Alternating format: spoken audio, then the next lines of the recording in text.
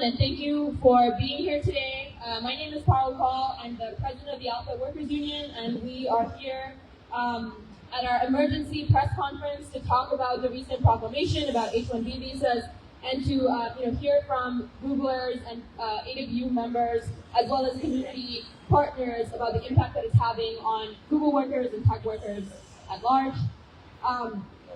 2 days ago, on Saturday at 4 a.m., H-1B holders at Google got a text message from Google security telling them that if they were abroad, they needed to return to the United States immediately before the new proclamation from the Trump administration on H-1B visas took effect.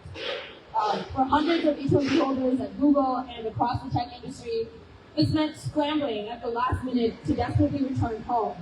People were scrambling to make sure that their jobs were not impacted and that they weren't separated from their families, which were the very real risks that hung above them. The next day, just hours before the proclamation deadline, the White House clarified, via Twitter only, that current H-1B holders and renewals may not be affected. And while that clarification brought some relief, it was far too late.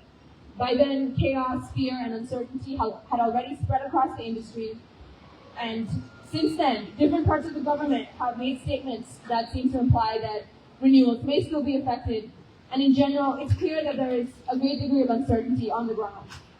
Even for visa workers who are unaffected in the current moment, the events have brought up immense anxiety and uncertainty about whether there is a place for them in the workplace and the country that they have worked so hard to contribute to. What's also clear is that workers have not had a say in this discussion.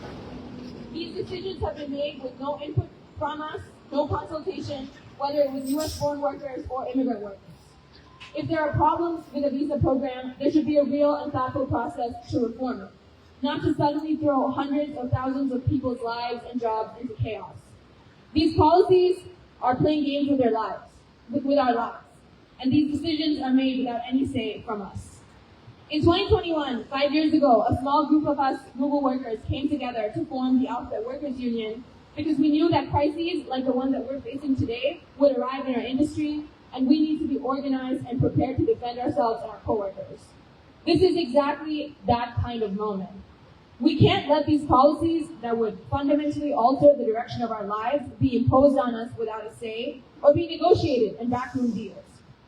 And this is why we as Google workers are here today, to call on Google to use its immense power to take a meaningful stand for H-1B workers and for all immigrant workers at the company. Google workers are what make this company run, and immigrants are a crucial part of that workforce. We deserve to have dignity and respect and to have our contributions valued. The time to take a stand is now. Our union has been fighting for tech workers and fighting for job security for all workers for years. And this new tactic is a tactic of division and a tactic of distraction. And tech workers will not be divided. The time for all of us in the industry to organize is now so that we have a real voice at work and real power to affect change. And now I'm going to call on my coworker and fellow union member, Lou, to share more about what this moment means for us.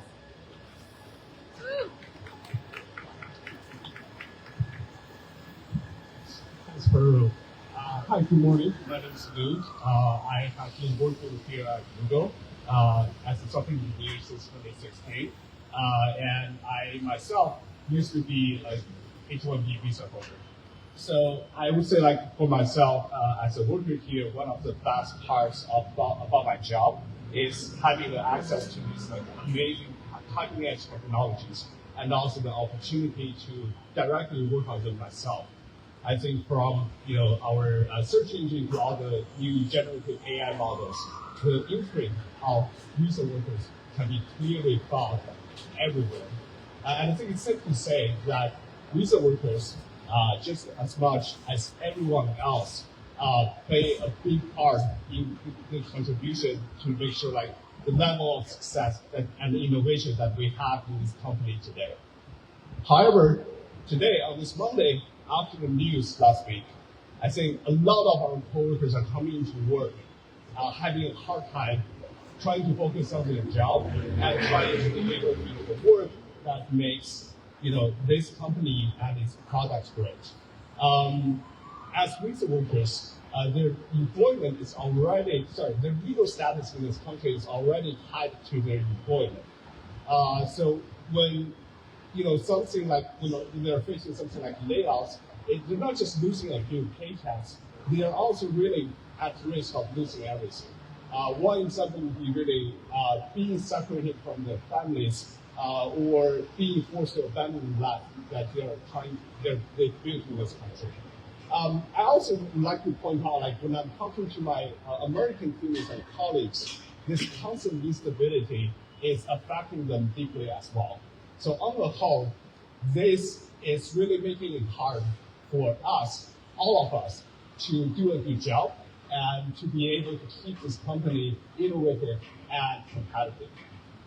And this shared sense of instability is really why we, as members of Alphabet Workers Union, launched this job security campaign early January of this year, where all the co-workers, regardless of their nationality or immigration status, came together to demand greater job security from the Google leadership. To this end, we pushed Google to offer voluntary access packages or programs to more than 60,000 of our coworkers.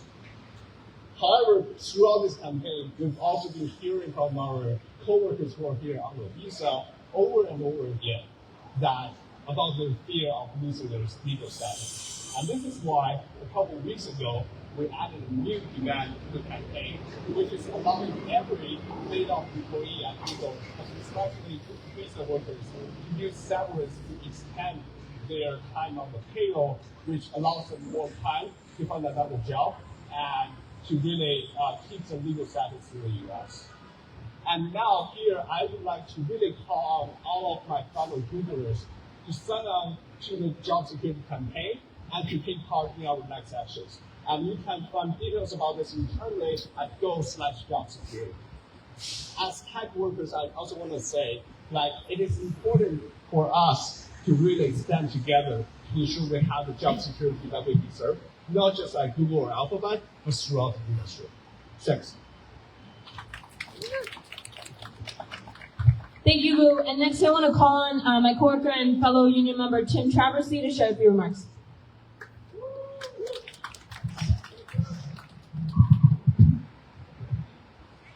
Good morning. I'm Tim Traversy, a software engineer at Google and a member of the Alphabet Workers Union. I'm proud to join my coworkers Lou and Pauron in condemning this cruel action by the Trump administration. Their sudden H-1B policy change is just part of their broader hostility towards immigrant workers on visas and without documents in the U.S. As usual, Trump is presenting us with a choice, a false choice. Workers in New York and the U.S. are feeling more and more precarious, unable to afford basic necessities like groceries and rent, even while working 1 or 2 full-time jobs.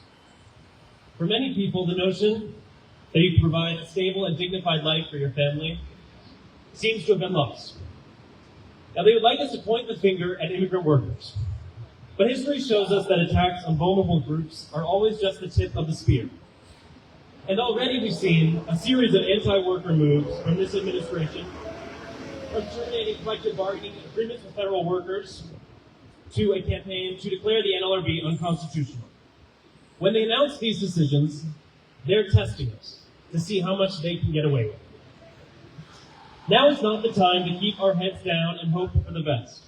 We must reject these divisive strategies totally and choose to fight for job security for all. Our employer, Google, has a choice to make. They are one of the largest and most powerful companies in the U.S. Will they stand with the immigrant workers that helped build this company? They can do that today by providing the common sense severance as leave option that we're demanding as part of our job security campaign.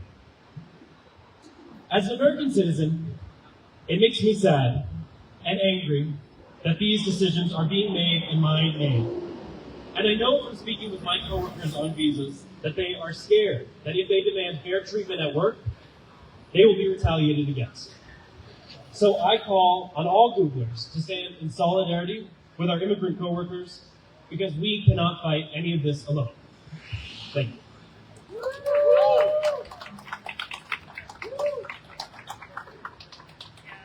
Thank you, Tim. And now I want to introduce Helen Choi, the Political Director of the Communications Workers of America. Thank you. Good morning. My name is Helen Choi. I'm the political director for the Communications Workers of America, District 1, representing 150,000 workers in New York, New Jersey, and New England. Thank you all for being here.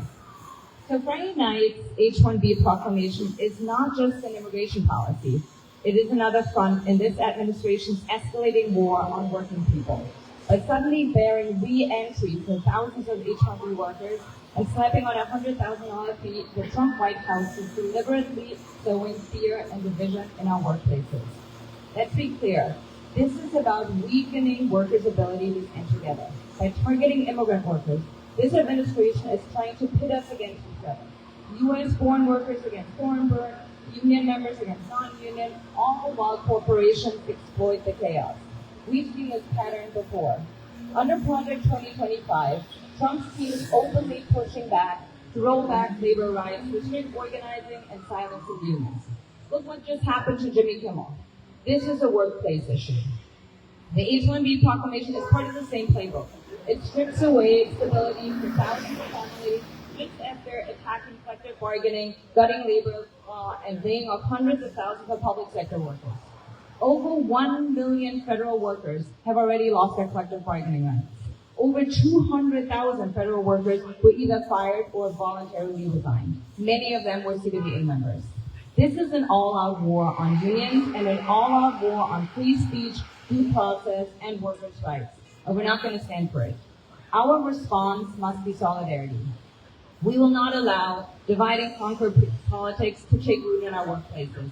Whether you were born here or came here to work and build a life, your rights and dignity matter. CWA calls on Google and every employer to stand up, protect your workers, and join us in demanding an end to these reckless attacks. Our country and our democracy is only as strong as the institutions that will defend them. An injury to one is an injury to all, and no proclamation can erase the power of workers standing together. Thank you.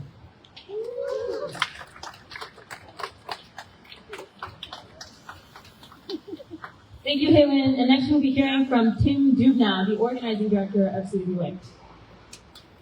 Thanks, Carol. Good morning, everyone.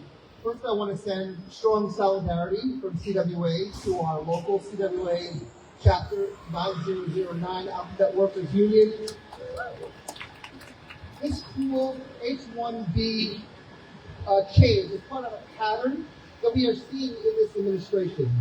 It is an anti-worker pattern. It is an anti-immigrant pattern, anti-gay, anti-trans pattern. It's an anti-union pattern. In CWA, we have seen hundreds of our union siblings fired by this rotten administration. 200 workers a few weeks ago at the Trevor Project in New York City, workers who provide life-saving support and counseling to gay and trans youth. Members at CWA Local 1180 lost their jobs during Gay Pride Month. The cruelty was the point there. In April, hundreds of our members, employed by GE, members of the IUE CWA in Kentucky, suddenly had their immigrant paperwork revoked. These workers were union members, not criminals. They were given work visas through a humanitarian program for workers fleeing political instability or war. Trump said no to this humanitarianism. Workers at the News Guild, also part of CWA, who work at Radio Free Asia, summarily fired by Trump.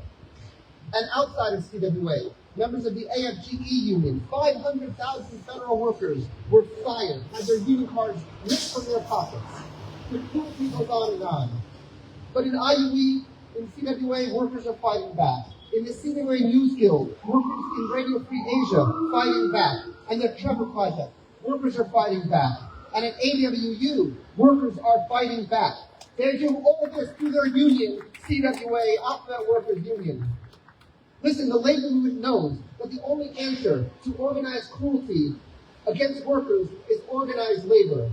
In CWA, we know what it means to fight, because we know what it means to join together, and we know that when we fight, we win. Thank you.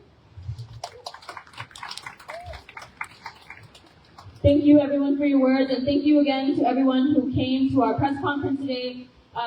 Just to say again, we're here because we think this is a really important moment for tech workers to stand up and show that we will not be divided by these divisive attacks. We're going to be standing together with our immigrant and U.S.-born siblings, with all workers across the company, regardless of their gender, regardless of whether they're part of the LGBT community. We know that we are stronger if we stand together, and that's why we're out here today. And I think we'll be closing with that. Again, my name is Parul Kaul. I'm the president of the Alphabet Workers Union and a Google software engineer. Parulkoul. Yeah, my name is Lu Liu, first name Liu, last name is Liu. I'm also a software engineer here.